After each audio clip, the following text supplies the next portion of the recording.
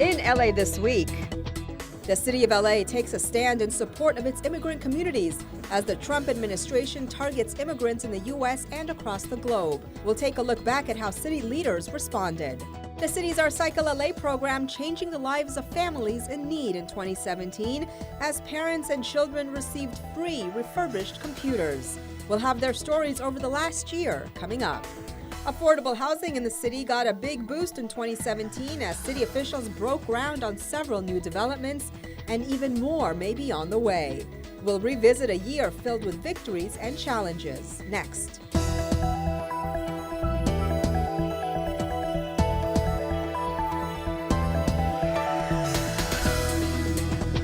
Hello and welcome to LA This Week. Thanks for joining us on our Year in Review episode where we take a look at the top news stories that made headlines in 2017. I'm Yana Kay. Well, the year began with a new president in the White House and a new feud with LA City over immigration. Reyes reports on how Los Angeles responded to President Trump over the past year. With deportations already starting, 2017 began with the LAPD renewing a decades-old pledge. The LAPD is not responsible for the enforcement of federal immigration laws. At City Hall, LAPD brass reminded Angelenos about Special Order 40, a local mandate created in 1979 that prohibits LAPD officers from questioning or detaining people to help enforce federal immigration laws.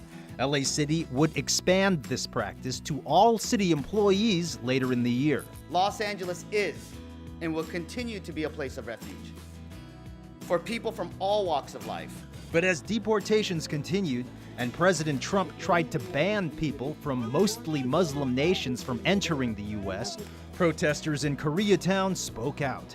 Please don't hate, please don't fear. Go and meet the person that you're afraid of meeting. If they look different than you, they act differently, they worship differently, they have a different skin color than you, go meet them. It is easy to hate. Is it easy to stay home and hate and be like we're different? Go there, meet them. You will just find out that they're everyday Americans just like you and me.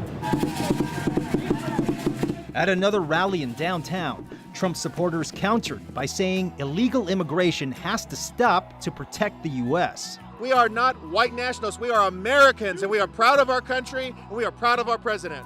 The rallies got louder as the year wore on, and Mayor Eric Garcetti took a stand, signing an executive directive that bans all city staff from helping the feds to identify, detain, or deport undocumented immigrants, unless there's a court order. And the Los Angeles Police Department has never been involved in enforcing civil immigration law.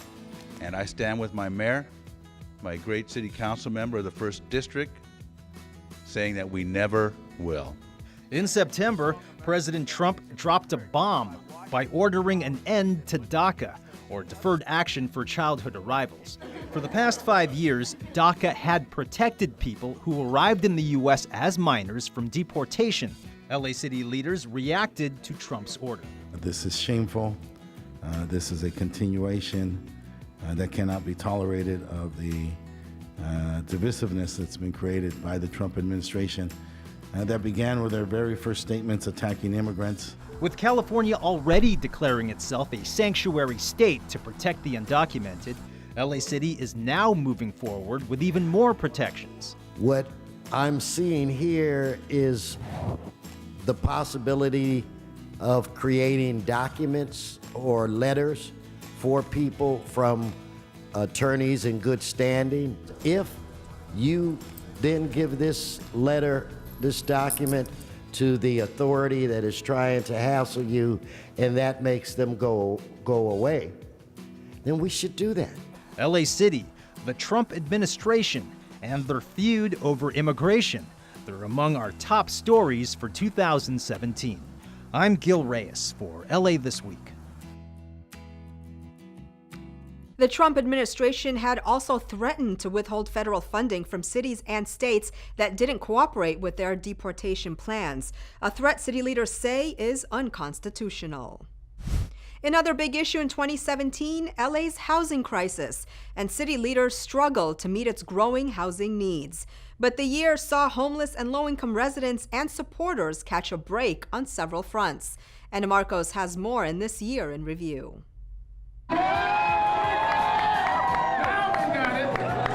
A year of victories for housing in LA. First, an overwhelming yes vote as Angelenos approved LA County's Measure H last March. The ordinance will raise the sales tax by 1/4 cent this coming January to pay for supportive services for the homeless, such as mental health counseling and medical services.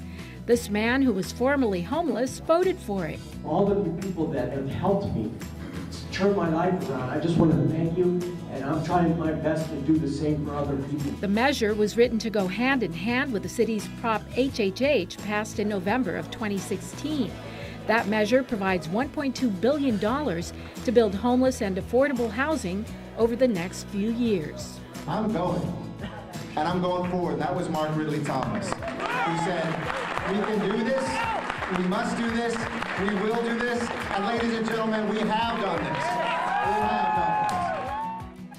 With this groundbreaking, the Path Metro Villa Apartments will become one of the first projects built with Measure H and Measure HHH money. The units will house homeless residents, low-income families, and veterans, and could be built by next year. And yet more homeless housing coming online with these projects, the 127th Street Apartments and the El Segundo Housing Project. The units will also provide supportive services. City leaders suffered a huge and costly challenge this year in their efforts to build affordable housing with the appearance of Measure S on the ballot. The measure would have restricted developments of high-rise and dense projects in areas not zoned for density. Measure S supporters said they wanted to stop the big money and big developers. Oh my God, the city's building almost exclusively luxury housing that nobody wants. They're driving up rents, they're creating land speculation. The zoning is for sale. They're saying that Measure S will increase housing, but in fact, if we're not allowed to build more housing and affordable housing, that's going to decrease the number of units available and increase rents. In the end, city leaders, developers, business groups, and housing advocates won out. Measure S got voted down. And this just signed into law at the end of the year, a plan to pay for even more housing. The City Council approved Mayor Eric Garcetti's affordable housing linkage fee. It will be paid by developers to build affordable units.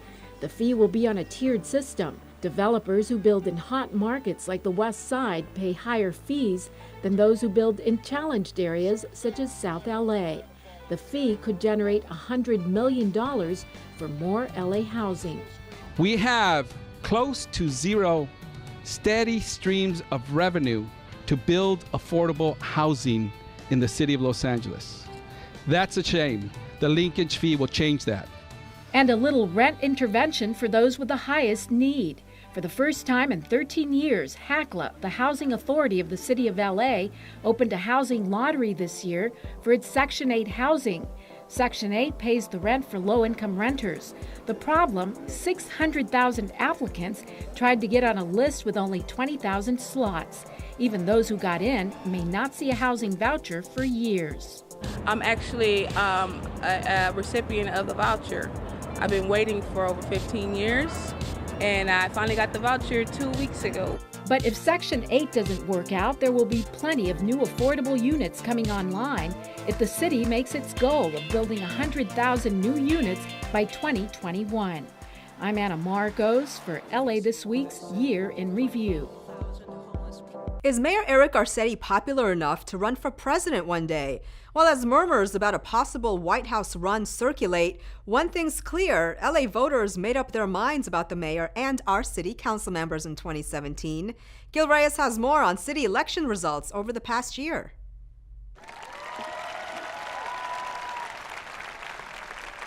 It was his year. LA Mayor Eric Garcetti came out the big winner in 2017's municipal elections. At a lavish ceremony on City Hall steps in July, he was sworn in for a second term by his mom.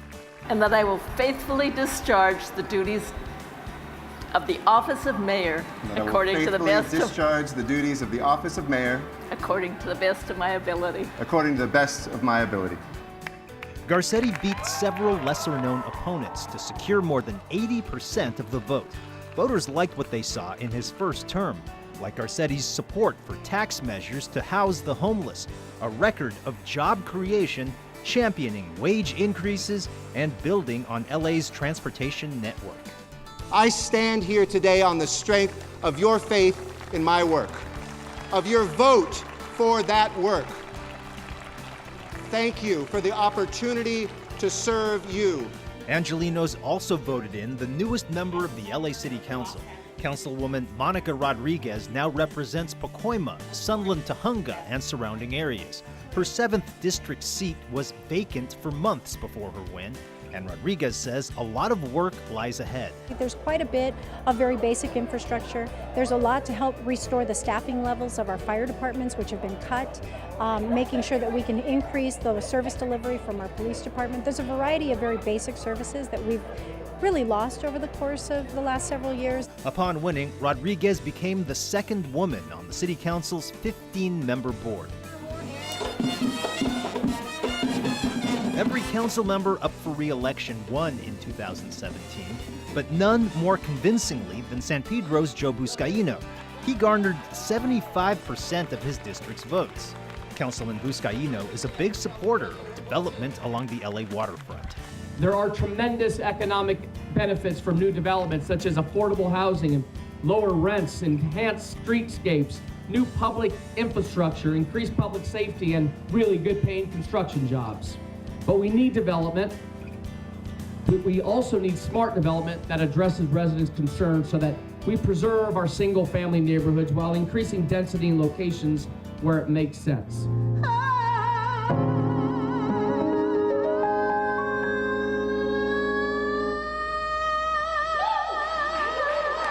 Over to South LA, where a gospel choir helped celebrate Councilmember Curran Price's re-election. In his first term, he greatly reduced illegal dumping and litter in his district, but acknowledges more work needs to be done. Well, we're going to be, of course, working on economic development issues, more jobs for local residents, more housing, cleaner streets, better resources. Voter turnout in the city elections was low, but for some who did cast ballots, the main motivation was not local. It was President Trump and his cabinet. All they are a bunch of billionaires and all looking for themselves, and it's a shame that the little man's going to get lost again in the system. That's how I feel. And you're going to do your part to prevent that from happening on the local level? I'm going to try. You can complain all you want, but if you don't take that small action, even just voting, then you kind of don't have the right to complain about what's going on in your environment. The municipal elections of March and May, and the inauguration celebrations that followed. They're among our favorite stories from 2017. I'm Gil Reyes for LA This Week. Voters this past year also approved a charter school majority on the LA School Board. Due to changes in the election cycle, all winners in 2017 are now serving extra-long 5.5-year terms. Well, the first ever cool pavement installation in California took place over the summer. It's one way the city is trying to cool down our streets during the hot summer months. Rasha Goel takes a look. This is the hottest part of the city of Los Angeles. Councilman Bob Blumenfield is referring to Jordan Street in Canoga Park, which officials say is one of the hottest neighborhoods in Los Angeles. With street surfaces hitting up to 160 degrees, the city of LA is taking action to cool things down with a new cool pavement pilot program. It involves treating streets with a coating that helps lower the temperature of the street. The hot sun beats down on the black asphalt, creates this heat island effect, and ultimately we are all the victims of that. The hope, though, is that by reflecting more light, the lighter pavement coating will keep the air and the surrounding street cooler and release less heat into our neighborhoods. City officials say not only will the new coating help save money on air conditioning, but also will benefit in other ways. One study estimated that a citywide cool pavement program could save $15 million a year in cooling costs and $76 million a year in smog-related medical and lost work costs. As part of the pilot program, the Bureau of Street Services will be testing the materials, measuring the heat, and checking durability to see the long-term impact on residents. Only time will tell if the material holds up or if it just looks good on the surface. I'm Rasha Goel for LA This Week. In 2017, streets in 14 council districts received the Cool Pavement treatment, with another one planned for spring in the new year. Well, some cities throw away old computers. Not ours. So far, some 3,000 families, perhaps yours too, have received free desktops thanks to the city's innovative recycling program. Reyes reports on OurCycle in 2017. Hey, what's your name?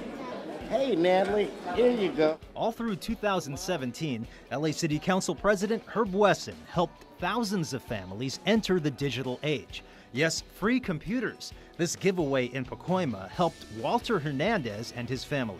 Definitely, it's going to be a lot because we don't have no internet, and we are thinking, to get it, but they're too expensive.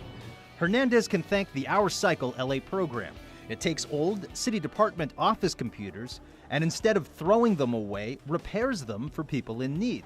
Yes, 100 computers with Wi-Fi, the complete system, monitor, peripherals, Windows 10, full office suite. Every kid should have a computer and free internet access. Councilman Wesson, the city's information technology agency, and other city partners came up with the concept 3 years ago. And since then, over 3,000 families have received the technology. Many of them never before owning a home computer with free or discounted Wi-Fi until now. Did you want to say anything else? No. Thank you very much for this. For the computer, we really, really need it.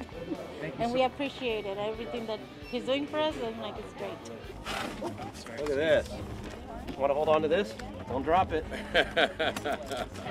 The program also gives kids in low-income households a leg up in school. Valley Councilman Mitchell Englander gave out 50 more desktops this past year to students at Mayall Academy Arts and Tech Magnet School in North Hills. I'm really excited about it. This is my grandson. Wait a minute. No, you're doing great. Families can't afford it, and to see all of the kids here being able to get it is really exciting. Would you like your instructions in English or Spanish? English. More giveaways in Watts and Gardena helped moms and expectant moms from Riley High School. It's gonna help me a lot because I'm gonna be more focused in school for finishing for her, so I can have a better future for her. First of all, they're a teen mom, and their first thing is not a computer. His first thing is diapers or milk, something for their baby. So I think this is a great opportunity. 90 computers with Wi-Fi given out that day. Other partners include the city's General Services Department. They store the city's old computers so they can be fixed later, instead of building up waste in landfills. The nonprofit Human IT fixes the technology and helps create jobs. So working with Human IT, we work with a bunch of kids out of the school district and elsewhere to be able to train them on hardware installation, software upgrades, how to refurbish computers, and give them real skills. The technology is also helping people cycle out of homelessness. In 2017, the city donated 25 computers to Menlo Family Apartments in Koreatown, transitional housing helping formerly homeless people find work. You have to have a computer even just to be able to get a job. Employers more and more are requiring you to be able to submit your applications online. So when you're in the area where you have transitional housing, it's quintessential. One tenant says her computer will also help her care for her special needs child. I have a 3-year-old son that is autistic, so it's kind of hard, he needs most of my time.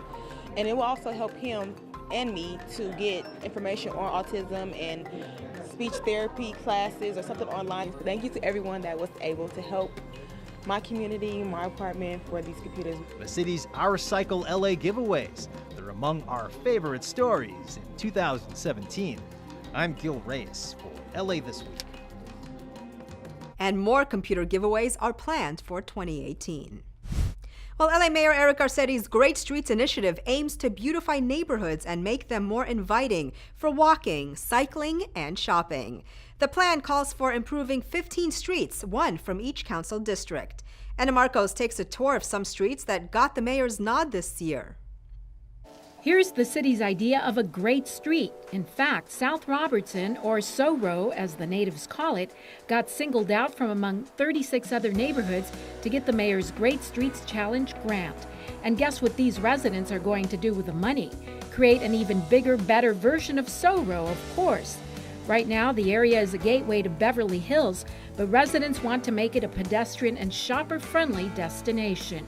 More restaurants, extending outdoor seating areas so that we can have dining outside, shifting some of the speed of the traffic, slowing it down. The one consistent thing that people said everywhere, all over the city, was, I want to be able to walk out on a street at night and just simply have my neighborhood be more livable.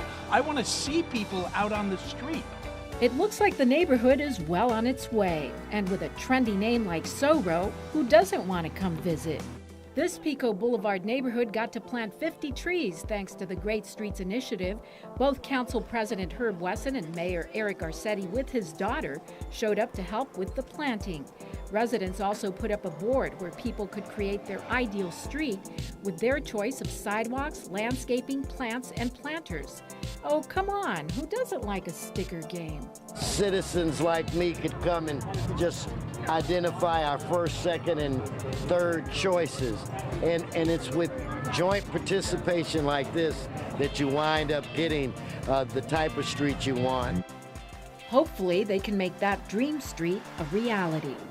Boyle Heights residents also dreaming of their ideal street as they joined the mayor's Great Streets program. They got a preview of what their future street would look like at this pop-up event, which included temporary improvements like this painted sidewalk. And they hope to make this crosswalk a permanent fixture. Also on show, temporary street signs, trees, and other landscape features. Among the volunteers taking part, members of the group Proyecto Pastoral.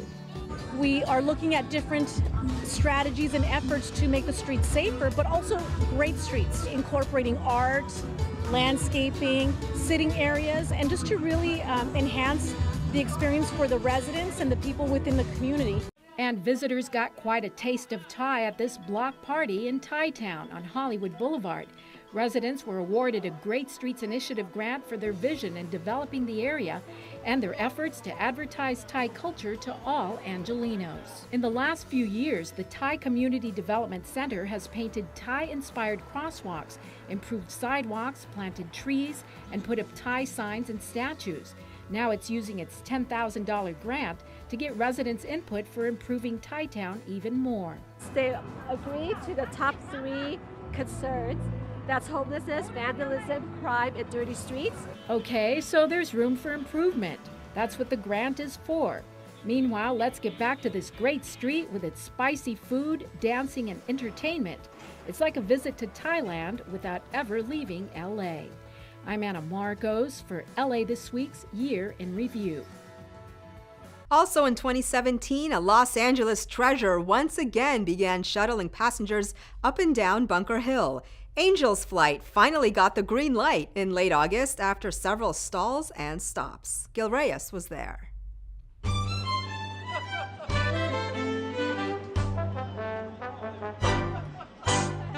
No, this is not a Hollywood movie, though its rail cars, Sinai and all of that, have starred in several films, including the Oscar-winning La La Land. Angel's Flight, the world's shortest railroad and a treasure in downtown's Bunker Hill, really is moving again. All right, success. Mayor Eric Garcetti and downtown council member Jose Huizar took a ride on its grand reopening. The last time it worked was 4 years ago. I'm sort of like an amateur Los Angeles historian, so when this came back to life, I was so excited, and I'm late to work just to be here to write it, but it's very important to me. It has been a long ride for this short railway, but today we are confident that we have done this the right way. We have rebuilt this railway in a way that will be safe for passengers, safe for our city, and that will help promote a great Los Angeles. Angel's Flight closed in 2013 after a derailment left a passenger stranded midway. And in 2001, one of the cars broke loose and slammed into the other car, killing one man and forcing another closure. But local leaders say that's all in the past. Safety upgrades include newer brakes and motors. Also, this walkway connected to the track so passengers can more safely evacuate if needed. It has some jolts at some point, but that's part of the charm. That's part of enjoying it as it was in 1901. 1901. That's when the original Angels flight opened a block away from its current site. Today, the line connects California Plaza from the top to Hill Street on the bottom. And you can take a one-way trip on what's called a little slice of heaven in the city of Angels for only $1.50 with your Metro tap card. Reporting from the newly reopened Angels flight, I'm Gil Reyes for LA This Week. Several private companies helped pay for the line's restoration. One of the private companies and the Angels Flight Railway Foundation will oversee operations over the next 30 years. Well, that's going to do it for our special 2017 Year in Review edition. I'm Yana Kay from all of us here at LA This Week and Channel 35. Thank you for your continued support. We hope to bring you more important stories in the new year. A reminder that you can catch us online at lacityview.org. You can also follow and like us on Facebook. And as always, we'll see you back here next week for more of LA This Week.